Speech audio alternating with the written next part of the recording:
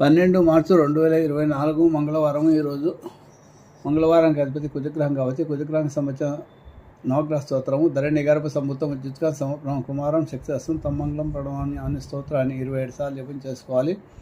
అలాగే ఈరోజు రేవతి నక్షత్రం కాబట్టి రేవతి నక్షత్రానికి బుధగ్రహం కాబట్టి ప్రియం గుళికా శామం రూపేణం ప్రథమం బుధం సౌమ్యం గుణభేదం తం బుధం ప్రణమామ్యం అనే స్తోత్రాన్ని 27 సార్లు జపం చేసుకోవాలి. విష్ణువాసన పారాయణ అధిక శుభ ఫలితాలను ఇస్తాయి. అలాగే సుబ్రహ్మణ్య కరవలంబ స్తోత్ర పారాయణ చేసుకోవడం, సుబ్రహ్మణ్య ఆలయ దర్శనం చేసుకోవడం, సుబ్రహ్మణ్య అభిషేకం చేసుకుంటే సర్పదోషాలు, వివాహాలు ఆలస్యం అవుతుంది. వివాహాలు సంతానం కలగకపోతే సంతానం కలగడానికి ఒక 6 మంగళవారాలు కానీ 9 మంగళవారాలు కానీ సుబ్రహ్మణ్య స్వామికి అభిషేకం చేసుకుంటే మీ యొక్క సంకల్పం, మీ యొక్క సమస్యలకు పరిష్కారం లభిస్తుంది. నమ్మకంతో భక్తితో ప్రయత్నించండి. తప్పకుండా మీకు సమస్యలకు పరిష్కారం